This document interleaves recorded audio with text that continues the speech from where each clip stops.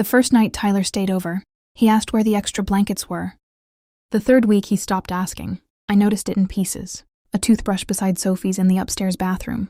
Men's running shoes under the entry bench. A heavy laugh coming from the living room after midnight while I lay awake trying not to feel 62 years old in my own house. After my divorce, the silence in the house had nearly crushed me.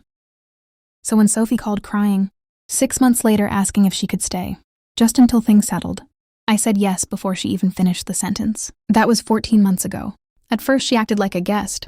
She cleaned the kitchen without being asked, bought groceries occasionally, told me every few days how grateful she was. Then Tyler arrived. Not officially, never officially. He was just between leases, then working remotely nearby. Then suddenly discussing internet speeds with the cable company technician as if he paid the bills here. I kept telling myself it was temporary. People do strange things after divorce, parents especially. You confuse being needed with being loved.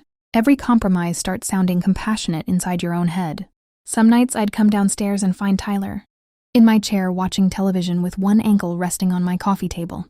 My chair, not because it was expensive, because 23 years earlier, I'd sat in that same chair holding Sophie through fevers, breakups, panic attacks, and the night she learned her father had moved in with someone else. One evening I walked into the kitchen and found Tyler explaining to Sophie that we should probably rethink pantry organization, because the current system doesn't really work. The current system, I remember standing there holding my purse after work, too tired to even react properly.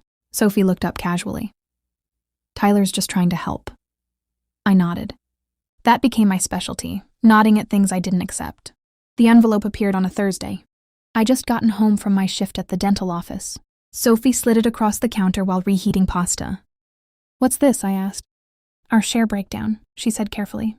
Inside was a handwritten list utilities.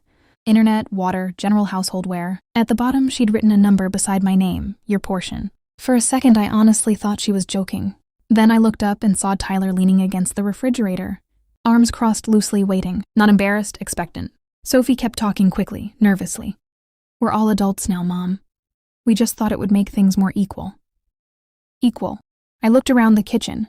I'd renovated 10 years earlier by picking up extra Saturday shifts. The cabinets I chose. The counters I paid off slowly over 4 years after my ex-husband left. Debts hidden in places I didn't discover until later. Tyler finally spoke. "It's really just about fairness." That word almost impressed me with its confidence. I opened the junk drawer beside the microwave and pulled out a folded packet of papers. The mortgage statement. I set it beside the envelope. Only my name appeared on 30 years of payments. Nobody moved. Sophie stared down first. Tyler tried recovering the moment with logic. "Well, obviously we know it's your house." "But no," I said quietly. "I don't think you do." Silence settled heavily across the kitchen, not explosive. Worse, familiar people suddenly unsure where they stood. That should have ended it. But families rarely change in one conversation. They adjust awkwardly around truths they'd rather dilute. Tyler became colder after that. Sophie became defensive in smaller ways. Doors closed harder upstairs. Conversation stopped when I entered rooms. A week later, I scheduled an appointment with an estate planner. Not to threaten anyone, because for the first time I realized something frightening. If I died tomorrow, Sophie and Tyler would probably walk through this house believing presence meant ownership. I asked Sophie to come with me. She resisted immediately. "Mom, this is getting dramatic." "It already became dramatic," I said. "You just missed when?" The attorney's office smelled faintly like coffee and printer paper. Neutral territory, professional lighting, framed certificates on beige walls. The attorney, Mr. Bennett, spoke calmly while reviewing documents. Since the property remained solely in my name, any occupancy arrangement existed entirely at my discretion. Tyler had no legal standing in the residence. No tenancy agreement, no ownership interest. No assumed protections beyond basic notice requirements under state law. Everything sounded clinical. That made it land harder.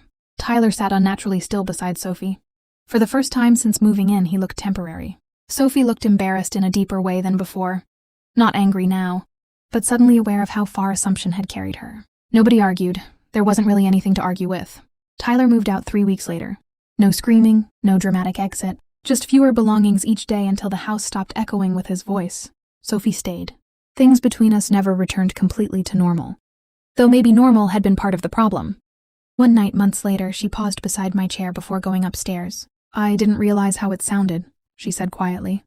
I believe she intended it, but I also understood something older now. Love does not automatically restore respect once it slips. After she went upstairs, I opened the latest utility bill at the kitchen table. Only my name was on it. The house felt quieter than before, lonelier too. But for the first time in a long while, the silence belonged to me.